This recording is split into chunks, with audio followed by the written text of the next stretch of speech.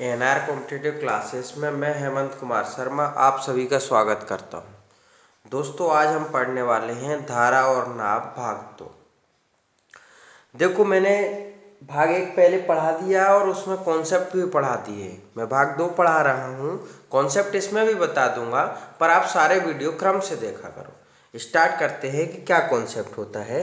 जैसे हमने ये धारा बहाते हैं, ठीक है, ये हमने धारा बहा दी, ठीक है, और इसको नाम दे दिया एस। एस मतलब स्ट्रीम, ठीक है। और ये इसमें हमने नाव चला दी, नाव मतलब बोट, ठीक है। अब दो कॉन्सेप्ट होते हैं, ध्यान से समझना है कि अगर आपसे बात की जाती है कि धारा के अनुकूल, धारा के अनुकूल या धारा की दिशा में, धारा की दिशा में, मतलब हमें दिया होता है B प्लस एस। समझ गए? देखो, हमें किसी भी क्वेश्चन में ये पता चल जाए कि दिया क्या है तो क्वेश्चन हल ही हो जाएगा ना, ठीक है। अब देखो, ये बन गया, बोले ये क्या होता है, धारा के विपरीत या धारा के प्रतिकूल। जब भी आपसे धारा के विपरीत या प्रतिकूल की बात की जाए, मतलब हमें दिया है B माइनस एस। B नाव हो गई और S धारा हो गई, ठीक है। अब देखो आगे, अगर आपसे प्रश्न में बोला जाता है कि नाव या नाविक, नाव या नाविक, अनुकूल प्रतिकूल कुछ वर्ड नहीं बोले जाते, सिर्फ बोला जाता है कि नाव या नाविक, मतलब हमें दिया है B। और अगर बोला जाता है कि धारा, मतलब दिया जाए है हमें S, ठीक है। यहां तक ये तो कॉन्सेप्ट हो गया। अब प्रश्न हल करते। देखो, पहला प्रश्न क्या लिखा हुआ है, देखो इसके लिए, वीडियो के लिए पहला प्रश्न है, लेकिन भाग 2 है, इससे पहले मैं 7 प्रश्न उस भाग में पढ़ा चुका हूँ। आप ध्यान से समझना और देखना, आपका पूरा धारणा बनने लग जाएगा। देखो प्रश्न क्या लिखा हुआ है, एक नाव धारा की दिशा में कुछ दूरी 1 घंटे में तय करती है तथा धारा के विपरीत यही दूरी एक सही 1/2 घंटे में तय करती है। यदि धारा का वेग 3 किलोमीटर प्रति घंटा हो तो शांत जल में नाव की चाल क्या होगी। देखो ऑप्शन है 10 किलोमीटर प्रति घंटा, 12 किलोमीटर प्रति घंटा, 14 किलोमीटर प्रति घंटा और 15 किलोमीटर प्रति घंटा। हल करते हैं। देखो, अगर हम ऐसे जा रहे हैं धारा के अनुकूल तो भी x दूरी है, और धारा के प्रतिकूल जा रहे हैं तो भी ये x दूरी है, मतलब दोनों साइड से दूरी बराबर है। तो दूरी बराबर क्या होता है, चाल इंटू समय, ठीक है। अब चाल इधर से आए तो धारा की दिशा में रहेगी, मतलब B प्लस एस इंटू समय बराबर, इधर जाएंगे तो क्या रहेगी, B माइनस एस इंटू समय। यहाँ तक ठीक है। अब उसने बोला है कि धारा की दिशा में कुछ दूरी 1 घंटे में तय करता है। धारा की दिशा मतलब B प्लस एस इंटू 1 बराबर धारा के विपरीत मतलब B माइनस एस। यही दूरी समय करने में, तय करने में कितना लेता है, 2 एकम 2 और 1 3/2, यहाँ तक। अब धारा का वेग मतलब S की वैल्यू दे रखी है, तो यहाँ पर रख देते हैं कि B प्लस 3 बराबर B माइनस 3 इंटू 3/2। देखो 1 का गुणा हो गया, कोई ज़रूरत नहीं। अब 2 का इधर कर देते हैं तो 2B प्लस 6 बराबर 3B माइनस 9। देखो 9 इधर जाएगा तो प्लस का हो जाएगा, 9 और 6 कितने हो जाएंगे, 15 बराबर 3B में से 2B जाएंगे तो B, मतलब 15 किलोमीटर प्रति घंटे। तो ये डी आंसर सही है, ठीक है ना। अगला प्रश्न देखो क्या लिखा हुआ है, शांत जल में एक नाव की चाल 9 सही 1/3 किलोमीटर प्रति घंटे है। धारा की दिशा में एक विशेष दूरी तय करने में वह जितना समय लेती है, धारा के विपरीत उतनी ही दूरी तय करने में इससे 3 गुना समय लेती है। धारा का वेग कितना है। देखो इससे पहले भी हमने प्रश्न किया है, उसी जैसा है कि दोनों साइड से दूरी तो क्या होगी, बराबर, ठीक है। तो अब हमारा फॉर्मूला क्या होता है कि दूरी बराबर होता है चाल इंटू समय, मतलब B प्लस एस इंटू समय, जब इधर से आएंगे तो हमारी क्या रहेगी कंडीशन, बी प्लस एस। इधर जाएंगे तो क्या रहेंगे, बी माइनस एस इंटू समय, मतलब धारा की अनुकूल की बात हो गई और धारा के प्रतिकूल। अब देखो नाप की चाल कितनी दे रखी है, 9 सही 1/3। ठीक है, यह ख्याल रख लेंगे अपन कि बी प्लस एस कितना समय, देखो उसने बोला है धारा की दिशा में एक विशेष दूरी तय करें जितना समय लेता है, मतलब हमने 1 मान लिया। धारा के विपरीत मतलब बी माइनस एस उतनी ही दूरी तय 3 गुना समय लेता है तो 3 मान लिया। ठीक है, बी प्लस एस बराबर क्या हो जाएगा, 3b माइनस 3s। 3s इधर चला जाएगा तो कितना हो जाएगा, 4s बराबर 3b में से एक भी जाएगा तो 2b। अब हमें ज्ञात क्या करना है, धारा का वेग s ज्ञात करना है, मतलब 4s बराबर क्या हो जाएगा, 2 इंटू बी की वैल्यू प्रश्न में दे रखी है कि 29, 27 और 1 28/3। ठीक है, 4 से कट गया 7 बार में, तो s बराबर 7 दूना 14/3 बराबर 3 चौक 12 और 2 14, तो 4 सही 2/3 किलोमीटर प्रति घंटे, और ये हमारा आंसर हो गया सी सही। ठीक है ना। देखो दोस्तों मैं बार बार कह रहा हूँ, आप मेरे सारे वीडियो क्रम से देखा करो, आपको प्रॉपर समझ में आएगा, और आप बुक उठा के प्रैक्टिस कर लेना, सारे क्वेश्चन बन जाएंगे। अगला प्रश्न देखो क्या लिखा हुआ है, शांत जल में एक तैराक 5 किलोमीटर प्रति घंटे की गति से तैर सकता है। जब नदी का बहाव 1 किलोमीटर प्रति घंटे है तब वह एक स्थान तक जाने तथा वापस प्रारंभिक बिंदु तक आने में 75 मिनट लेता है। वह स्थान कितनी दूर है। देखो तैराक की बात की, मतलब बी की वैल्यू हमें दी रखी है 5 किलोमीटर प्रति घंटे, और नदी का बहाव मतलब एस दे रखा है हमें 1 किलोमीटर प्रति घंटे। अब देखो उसने बोला है कि आने और जाने में टोटल 75 मिनट लग रहे हैं। ठीक है, तो हमारा जब कुल टोटल समय दिया होता है ना, तो फॉर्मूला क्या बनता है कि समय बराबर दूरी बटे चाल। ठीक है, ध्यान से समझना है। अब समय तो कितना हो गया 75, जैसे हमने यहाँ से यहाँ तक की दूरी मान ली x। ठीक है, दूरी तो बराबर रहेगी। अब x दूरी को वो जब यहाँ से यहाँ तक जाएगा तो धारा की दिशा रहेगी, मतलब b प्लस एस, और यहाँ से वहाँ तक जाएगा तो b माइनस एस। यहाँ से यहाँ तक जाएगा तो क्या रहेगी कंडीशन, b माइनस एस। 75, अब ये मिनट में दे रखी, घंटे में बदलने के लिए 60, x बटे बी प्लस एस, मतलब 5 और 1 कितना हो जाएगा 6, plus x b minus S, मतलब 5 में से 1 जाएगा तो 4।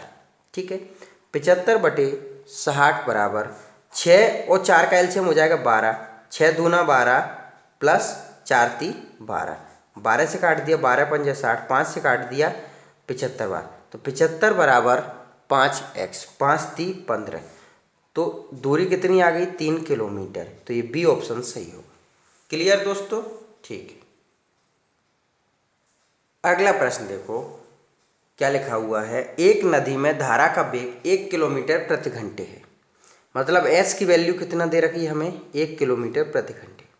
एक मोटर बोट धारा के विपरीत 35 किलोमीटर जाकर प्रारंभिक बिंदु तक वापस आने में 12 घंटे लेती है।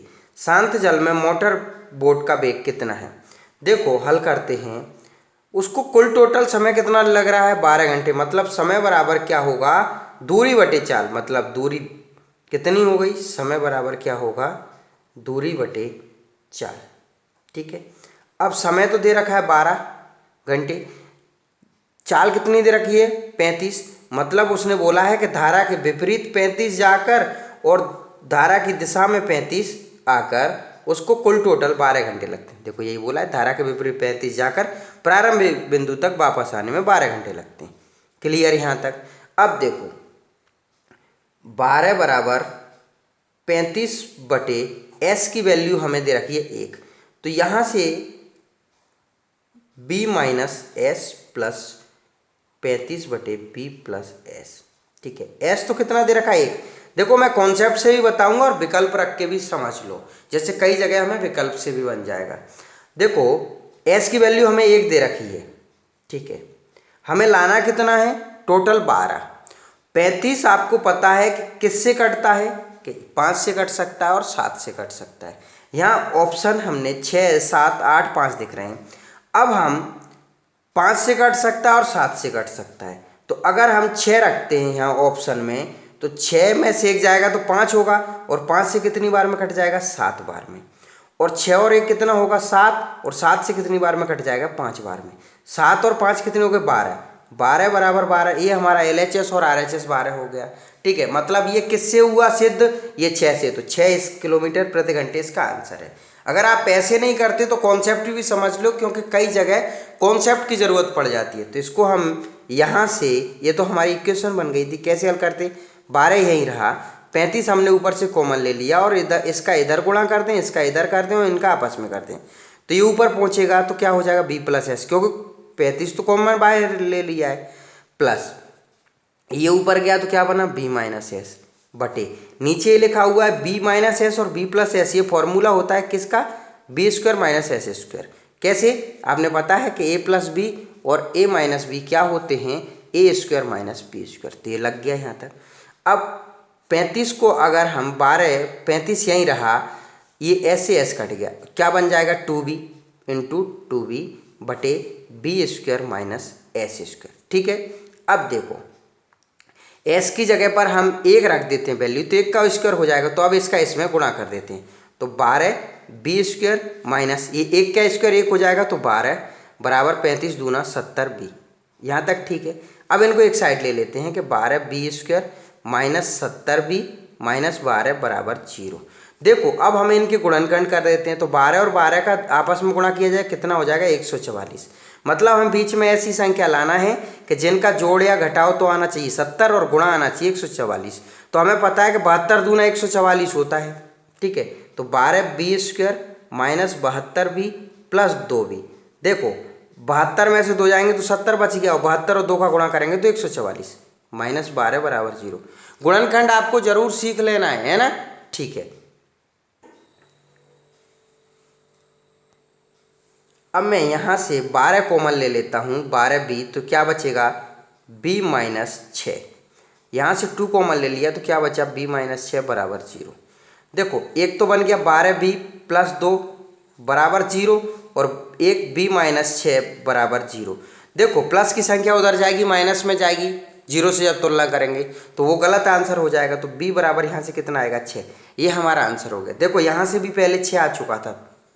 ठीक है, तो दोनों समझ लेना, मैंने आपको कॉन्सेप्ट भी बता दिया और ऑप्शन से रखना भी बता दिया। ठीक है, अगला प्रश्न देखो क्या लिखा हुआ है। एक तैराक शांत जल में 5 किलोमीटर प्रति घंटा की चाल से तैर सकता है। यदि धारा का वेग 1 किलोमीटर प्रति घंटा हो तो इस तैराक को एक स्थान से दूसरे स्थान तक जाने तथा प्रारंभिक बिंदु तक वापस आने में 1 घंटा लगता है। वह स्थान प्रारंभिक बिंदु से कितनी दूरी पर है। देखो हल करते हैं। हमें समय क्या दे रखा है, कुल टोटल 1, दूरी क्या मान ली हमने x, और चाल क्या रहेगी हमारी B+S प्लस x बटे B-S। ठीक है यहाँ तक। अब देखो अब हमने इतने 12वें नंबर का सवाल चल रहा है, कॉन्सेप्ट हम बार बार देखते जा रहे हैं, तो अपने समय को भी बचाओ, डायरेक्ट वैल्यू लिखो।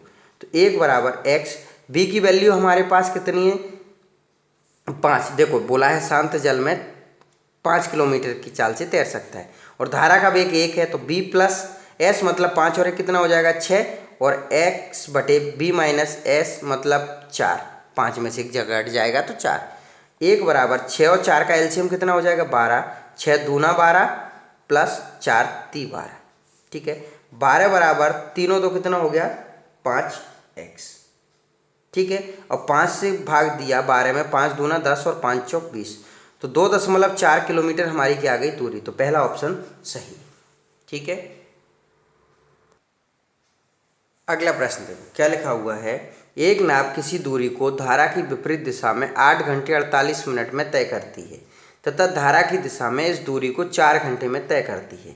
शांत जल में नाव की चाल तथा धारा के वेग का अनुपात ज्ञात कीजिए। देखो धारा की दिशा में इस दूरी को 4 घंटे में और विपरीत दिशा में 8 घंटे 48 मिनट में। मतलब देखो हमें कुल टोटल समय तो दिया नहीं था, लेकिन दूरी दोनों साइड से क्या होगी बराबर होगी।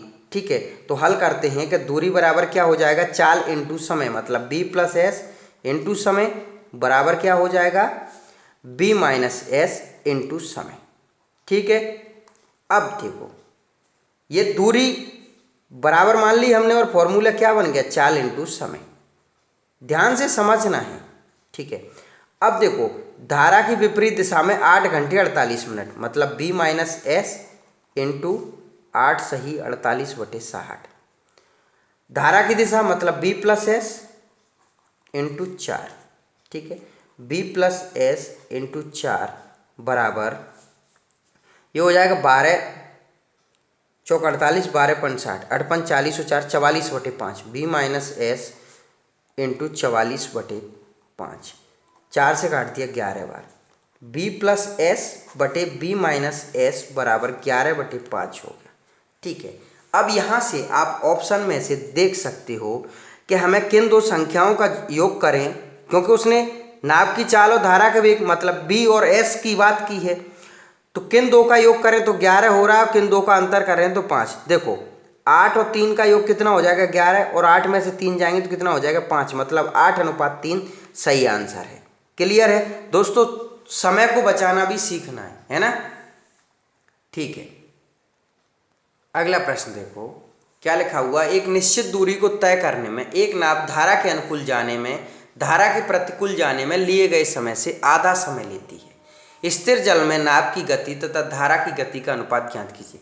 पहले जैसा ही सवाल है, देखो हल करते हैं कि दूरी बराबर क्या हो जाएगा, चाल इंटू समय, ठीक है, क्योंकि दूरी दोनों साइड से बराबर रहेगी और एक साइड से वो धारा के अनुकूल जाएगी और एक प्रतिकूल जाएगी।